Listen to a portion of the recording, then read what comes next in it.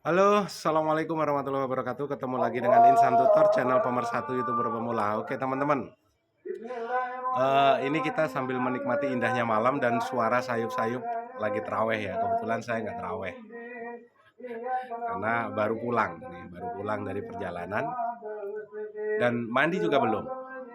Jangan fokus di belakang. Di belakang ada cucian, ada bak. Namanya juga di tempat cucian ya. Bukan bukan di tempat cucian, di tempat jemur baju.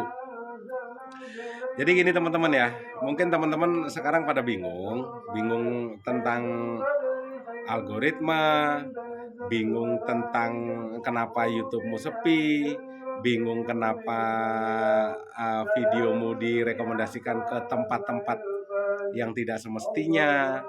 Nah, ini gini, kita bahas sekarang ya. Yang namanya YouTube itu kan tidak terlepas dari email. Google ya.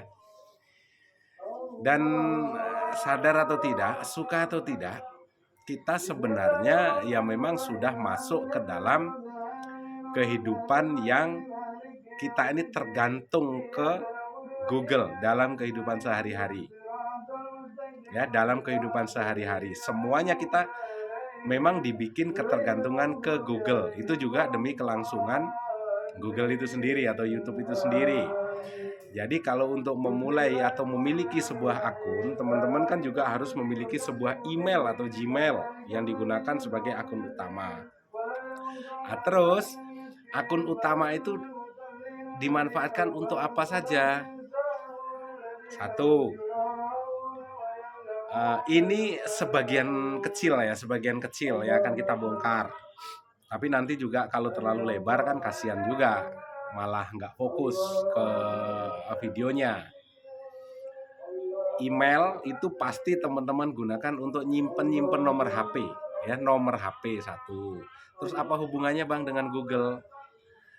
Kalau akun utamamu itu digunakan juga untuk nyimpen nomor-nomor HP, setelah itu Google Maps segala macam. Itu semua juga sinyal-sinyal ya, semua data-data itu ada itu di sistemnya YouTube. Email itu digunakan untuk apa saja? Misalnya di dalam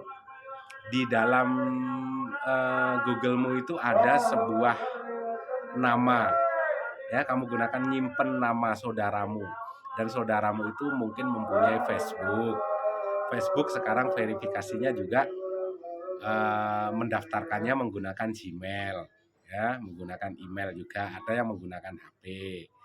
Terus Bang, apa kaitannya Bang? Di situ itu juga merupakan sinyal dan yang diterima oleh YouTube bahwasannya si pemilik atau nomor yang teman-teman simpen di kontaknya teman-teman juga itu nanti tiba-tiba kalau memang dia sering nongol aja videonya teman-teman di sana, di teman-teman yang nomornya teman-teman simpen di sana. Kalau memang dia aktivitasnya sering nonton YouTube, walaupun itu tidak satu tema, tiba-tiba nongol saja di sana ya.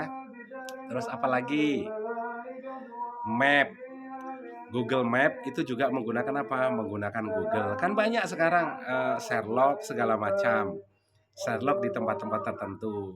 Nah, di situ kadang-kadang tempat tertentu itu juga didaftarkan sama si pemilik. Contoh, Sherlock di mana Bang? Di depan matahari. Di situ kan juga pasti ada kadang-kadang alamat mataharinya itu di apa di sana ya, ditulis di sana. Misalnya matahari, alamat matahari jalan apa. Nah, di situ nanti juga ada keterkaitan juga iklan ya, iklan. Karena sudah pernah digunakan untuk Sherlock itu dan alamatnya alamat situ. Apa yang ada di sekitar situ itu juga secara otomatis masuk ke sistemnya Google. Ya, masuk ke sistemnya Google, masuk ke YouTube sebagai sinyal-sinyal yang itu sebenarnya dirahasiakan oleh Google sendiri, tapi pelan-pelan coba kita bongkar itu. Sampai sekarang kan belum ada yang sempat bongkar sampai sedetail itu ya. Jadi termasuk Google Maps segala macam. Itu sebenarnya Google sendiri tidak membuka rahasia itu, bahwasanya sinyal-sinyal rekomendasimu segala macam, iklanmu yang tampil itu juga erat hubungannya dengan itu. Didaftarkan dengan Gojek. Nanti iklanmu tiba-tiba muncullah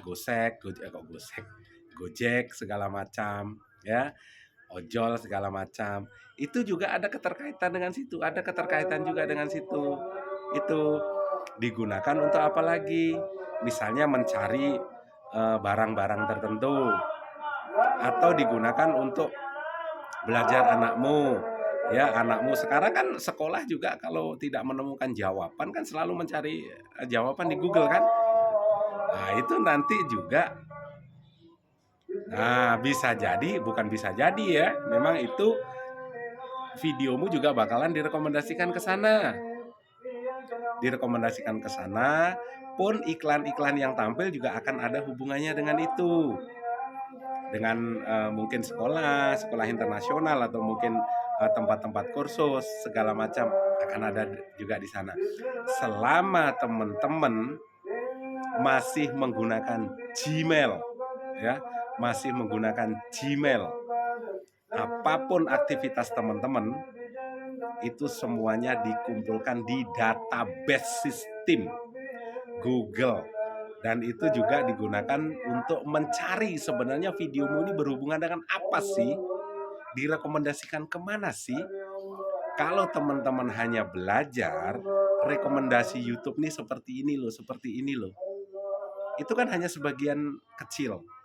Dan itu rahasia dapurnya Google tidak bakalan dibongkar. Ya, tidak bakalan dibongkar karena sekali lagi itu adalah rahasia dapurnya Google, rahasia dapurnya YouTube. Kemungkinan hanya orang-orang tertentu yang memang berkecimpung atau pernah berkecimpung dengan sistem dan tahu tentang IT itu yang akan membongkar, tapi juga kecil kemungkinan yang mau membongkar ini, ya. Karena biasanya setelah terbongkar, Google juga mati-matian menyanggah. Tidak seperti itu, ditambah lagi dengan kreator-kreator yang sok tahu. Tidak seperti itu sesat semua. Sudah komplit. Akhirnya apa? Google dengan kreator yang model-model semacam itu, ya saling mendukung,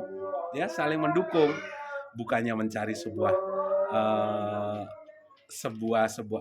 bukannya mencari sebuah titik temu untuk bagaimana pemula ini berkembang, tetapi saling otot-ototan ya, yang satu tidak tahu, yang satu sok tahu.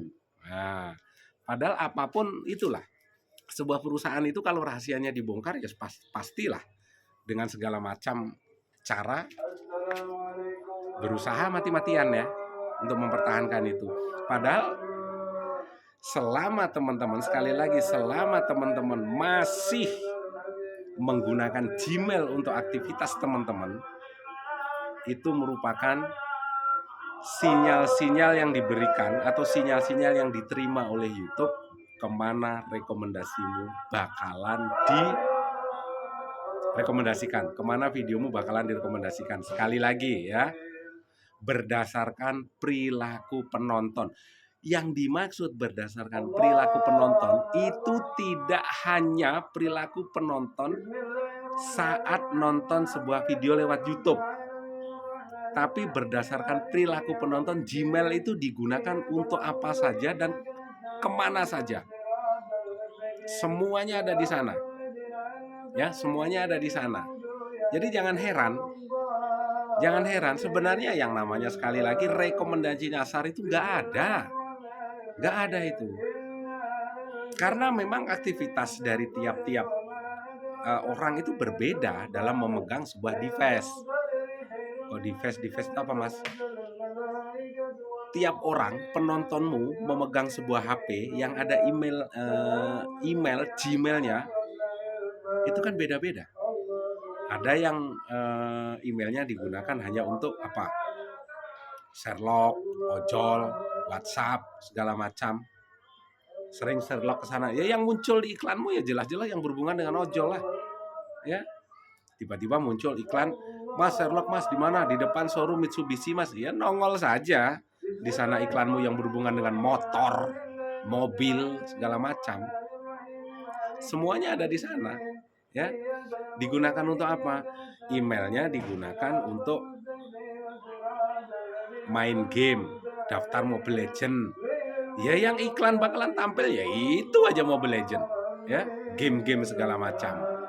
Walaupun itu menggunakan email yang berbeda, tetapi dalam satu device itu tetap aja akan ada kaitannya antara device, antara email yang satu dengan email yang lain, ya. Yang diminta oleh Google itu apa sih sebenarnya? Berarti Mas mungkin ada pertanyaannya. Berarti Mas kalau kita menggunakan satu Gmail, satu HP, banyak Gmail terdeteksi, Bang. Kalau kita misalnya kolaborasi video, yes, itu terdeteksi. Tetapi untuk menghindari spam, bahwasanya memang videomu kamu gunakan untuk nonton videomu sendiri, ya harus diselingi nonton video channel-channel besar. Kenapa kok harus channel besar? Supaya videomu direkomendasikan ke channel besar, bukan ke channel kecil.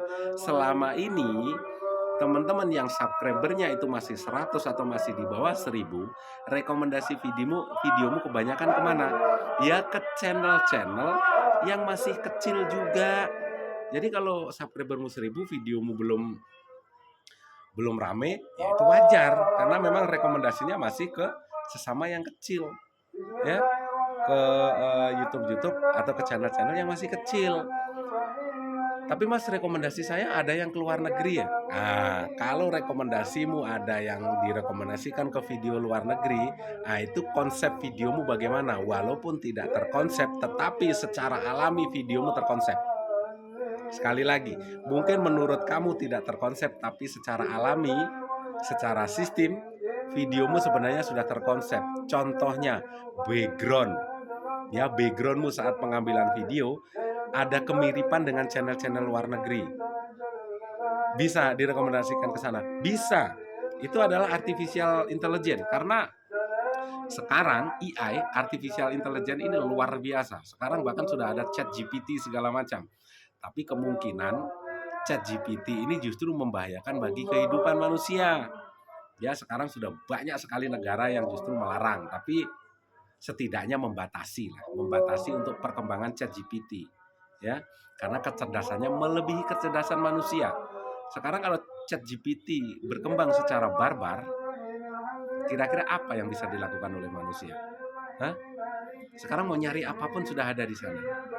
Bikinkan saya ini dong, tinggal tanya kan, bikinkan saya misalnya apa, bikinkan saya konten dong untuk hari ini, konten yang membahas tentang tutorial YouTube.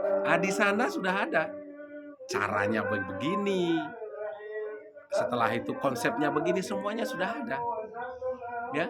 Bikinkan desain rumah dong, akan muncul desain rumah di sana. Semuanya pertanyaanmu itu akan dijawab oleh ChatGPT, ya, oleh artificial intelligence. Nah sekarang misalnya kamu bingung nih, sebenarnya